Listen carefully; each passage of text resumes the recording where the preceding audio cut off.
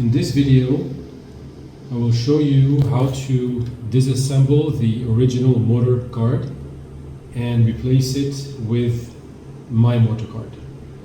The tools needed for this job are a Phillips screwdriver to remove those two screws here.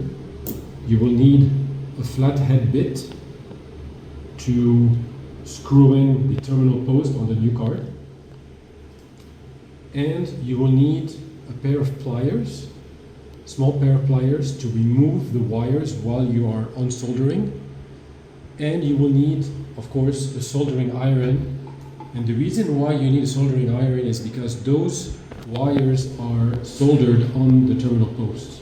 Now, you can technically, if you do not have a soldering iron, you can cut those wires as close as possible to the terminal posts because they're very short, unstrip them, and then you can put them in the terminal block on the new card.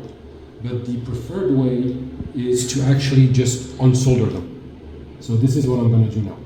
So the first step is to unsolder the wires. So the way I'm going to do this, I'm going to set the drive vertically. Take a soldering iron, which is set at 385 degrees Celsius. And all you have to do here is just place the tip of the soldering iron on the left side while you're holding the wire on the right side, and then you can just start pulling. This is one. This is two. Now the third one is actually two wires connected together because you have a ground there, the blue, and then you have the ground black. So these will have to go the same way in the new card, okay? So you just hold them both again, apply some heat, it slides right out. It'll slide as two different wires, of course.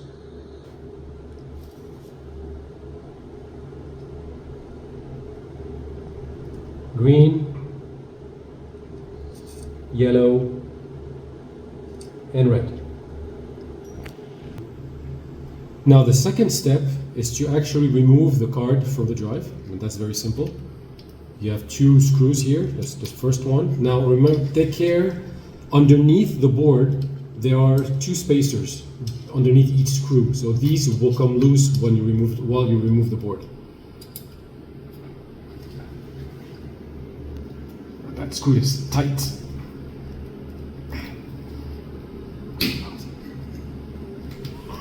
Yeah, that was quite tight. So this is the first one.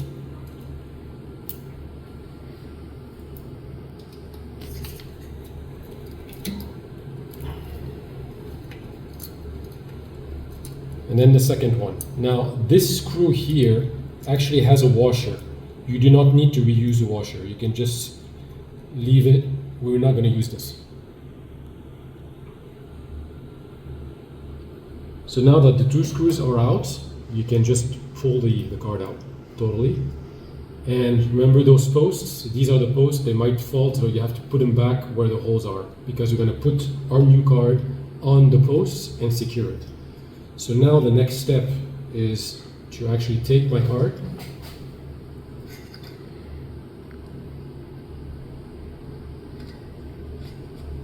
You can move the wires out of the way a little bit.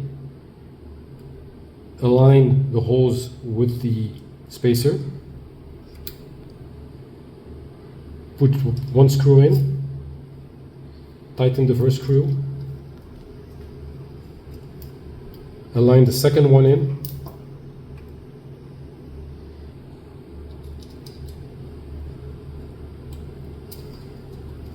And screw it in. You don't need to apply a lot of force here at all.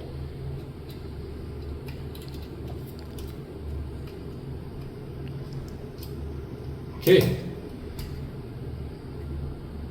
So now we have the board in place. Now the last step, of course, is to connect the actual wires on the board. Now it's very simple to do that because I have labeled the board with the wire color. So from top to bottom, you have brown, orange, black and blue, So black and blue will go on the third one. Green, yellow, and red. And it's labeled on the left side here on the board, so you cannot make any mistakes. So the way to do that is we're going to start with the brown one. So the brown goes on top.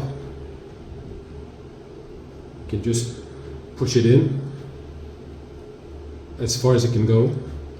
And now take the screwdriver bit and screw in the post so that it secures the wire in place. What I'm going to do is just change the actual bit. Just do that. It makes it easier.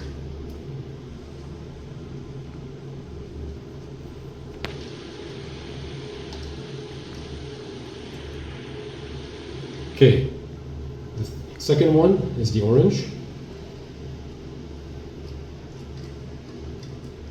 Now actually sometimes you can get lucky and you can get some that go together in separate holes. So if you're able to do that, for example, right now I got the orange that goes in and then the black and blue that also went in together.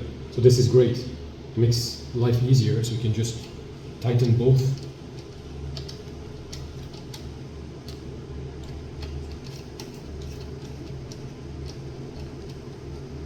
Okay, the next one is green, then yellow, and then red. So green,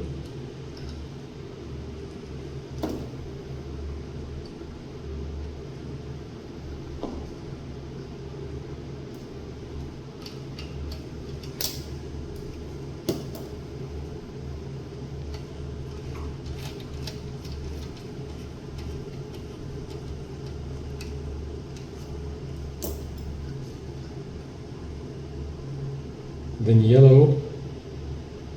Make sure, of course, that the wires actually are not bent, because the last two, they have a tendency to actually bend, so you can just unbend them with a pair of pliers and then just feed them back in the hole, just like that. You can push it with your finger and then keep it in place as you tighten the terminal block.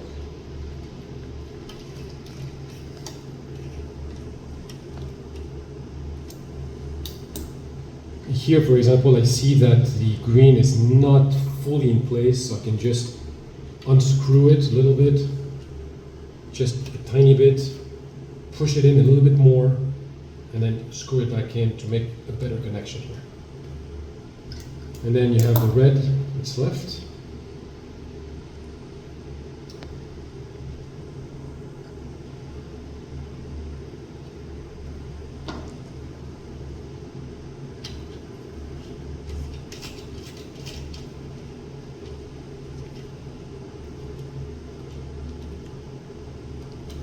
Okay, and I want to make sure that the actual blue and black is properly tightened as well, so I'm just going to untighten a little bit while I keep my hand so I can just push it all the way in, because this is the ground ones and it's important.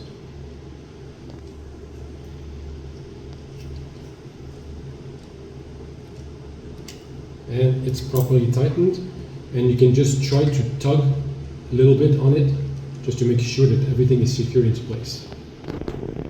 And that's it. This completes the motor car installation.